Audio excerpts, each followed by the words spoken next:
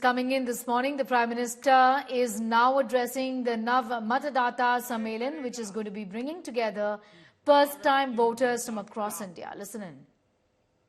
जिस तरह याद रखिए दोस्तों, जिस तरह 1947 से 25 साल पहले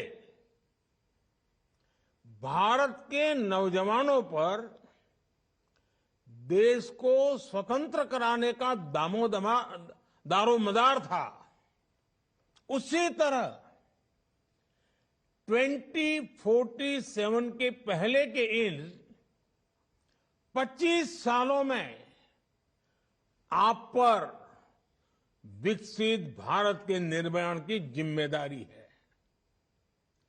हमारे बीच जब भी स्वतंत्रता सेनानियों का नाम आता है तो उनमें से अनेकों लोग ऐसे होते हैं जिनकी उम्र 18 से 25 साल के बीच ही थी। उनके नाम आज भी इतिहास के पन्नों में स्वर्ण अक्षरों में लिखे जाते हैं। आपके सामने भी एक ऐसा ही मौका है। विकसित भारत के अमृतकाल की गाथा में आपका नाम स्वर्णाक्षरों में कैसे लिखा जाए, ये आपको तय करना है। अगले कुछ सालों में हम space, defence, manufacturing, technology, innovation और ऐसे कई सेक्टर्स में कहां पहुंचेंगे, ये सब आप पर निर्भर होगा। हमारी गति, हमारी दिशा, हमारी अप्रोच कैसी होगी, ये सब आप तय करेंगे और इसका एक बड़ा माध्यम मतदान ही होगा। भविष्य के भारत में आपके लिए संभावनाएं कैसी होगी, इसकी जिम्मेदारी उन लोगों पर होगी जो इस कालखंड में देश की व्यवस्था संभालेंगे। ऐसे में उन लोगों का सही चुनाव हो, ये जिम्मेदारी आप नौजवान मतदाताओं पर है। आपके लिए जरूरी है कि अगले भारत का भाग्य उज्जवल बनाने के लिए वोट दें। इसलिए याद रखिएगा, आपका एक वोट और देश के विकास की दिशा दोनों आपस में जुड़े हुए हैं।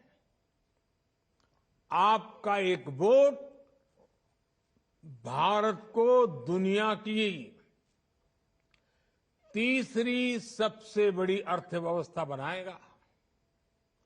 आपका एक वोट भारत में एक स्थिर और बड़े बहुमत वाली सरकार लाएगा।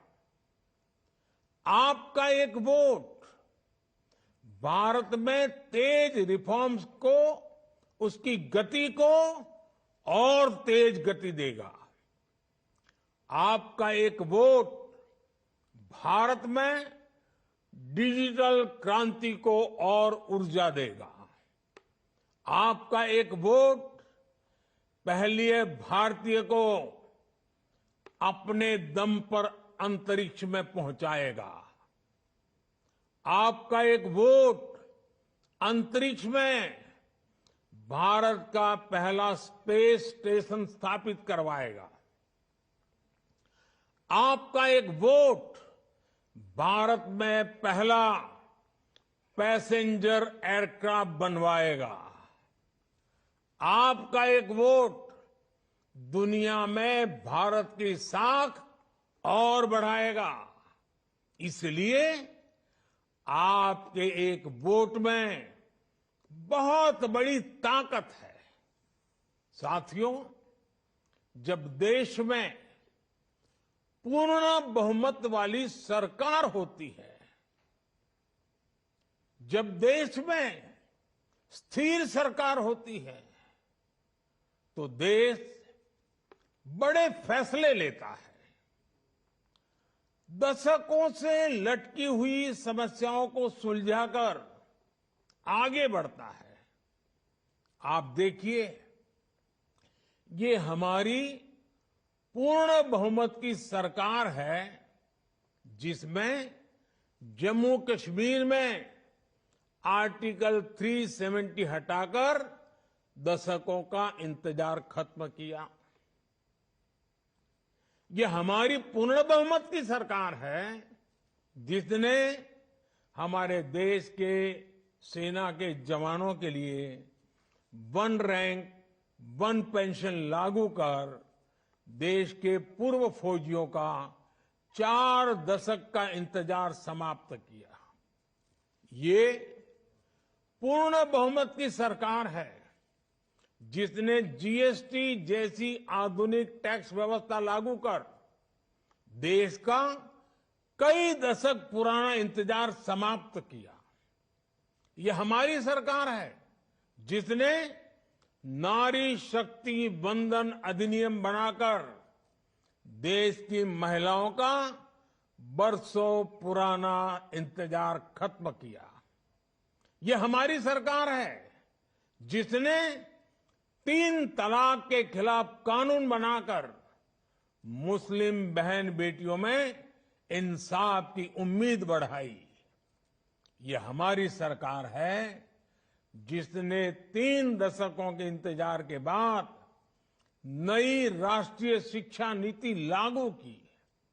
ये हमारी सरकार है, जिसने एससी, एसटी, ओबीसी का हित सुरक्षित रखते हुए भी गरीब युवाओं को 10% आरक्षण का प्रावधान किया। और ये हमारी सरकार है, जिसको अयोध्या में रामलला के विग्रह की प्राण प्रतिष्ठा का साक्षी होने का अवसर मिला है।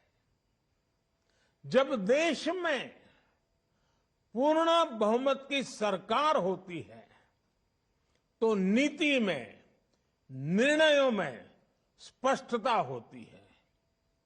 इसका सीधा प्रभाव वैश्विक स्तर पर देश की साख पर भी पड़ता है। और साथियों, मैं बताता हूं, मैं जब दुनिया के बड़े बड़े दिग्गजों को मिलता हूं ना, बड़े बड़े नेताओं को मिलता हूं ना, दुनिया के कोई भी बड़े देश हो, जब मैं उनसे हाथ मिलाता हूं ना, तो अकेला मोदी हाथ नहीं मिलाता है, 140 करोड़ देशवासी मेरे साथ खड़े होते हैं। और ये दुनिया को प्रभावित करता है।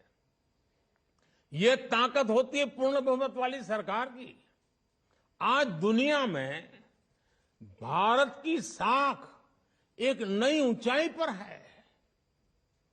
आज भारत के पासपोर्ट को बड़े गर्व के साथ दुनिया में देखा जाता है। और ये युवाओं के लिए बहुत बड़ी अपॉर्चुनिटी है। इस वजह से बीते वर्षों में भारत में रिकॉर्ड एफडीआई आया है। भारत का विदेशी मुद्रा भंडार भी आज रिकॉर्ड स्तर पर है। कभी सोना गिरवी रखना पड़ता था, आज दूसरी स्थिति है। ये देश में रोजगार के भी नए मौके लगातार बना रहा है। साथियों, आपको याद होगा, लाल किले से मैंने कहा था कि यही समय है, सही समय है। 10-12 साल पहले भारत में जिस तरह की परिस्थितियां थी, उन्होंने देश के युवाओं का भविष्य अंधकारमय बना दिया था। उस समय आप में से बहुत सारे लोग, कोई 8 साल का होगा, कोई 10 साल का होगा, कोई 12 साल का होगा, हो सकता है उस समय की सारी स्थिति आपको पता भी ना हो। आज स्थितियां बदली है। हम आज जिन पॉसिबिलिटीज की बात कर रहे हैं, 2014 से पहले की जनरेशन ने उनकी उम्मीद तक छोड़ दी थी। आप में से कई न्यूज़पेपर्स पढ़ते होंगे। आज हर दिन नई खबर आती है कि देश ने इस सेक्टर में ये बड़ी उपलब्धि हासिल की। लेकिन 2014 से पहले के अखबार खोलिए, आजकल वो सब इंटरनेट पर अवेलेबल है। तब आए दिन, वो जमाना था, तब आए दिन करप्शन और स्कैम की खबरें हेडलाइन में छपती थी। हजारों करोड़ रुपयों के घोटाले सामान्य बात थी। आज उस समय आए दिन देश के नौजवान सड़कों पर उस समय की सरकार के खिलाफ प्रदर्शन करते थे। मुझे संतोष है कि हम उस अंधकारमय स्थिति से देश को बाहर निकाल पाए हैं। आज करप्शन की नहीं, क्रेडिबिलिटी की बात होती है। आज स्कैम की नहीं, सक्सेस स्टोरीज की बात होती है। तब भारत फ्रेजाइल 5 में था।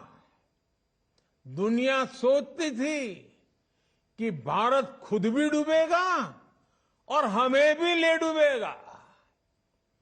आज भारत 5वीं बड़ी अर्थव्यवस्था है और दुनिया सोचती है कि भारत के विकास से उसका भी विकास होगा।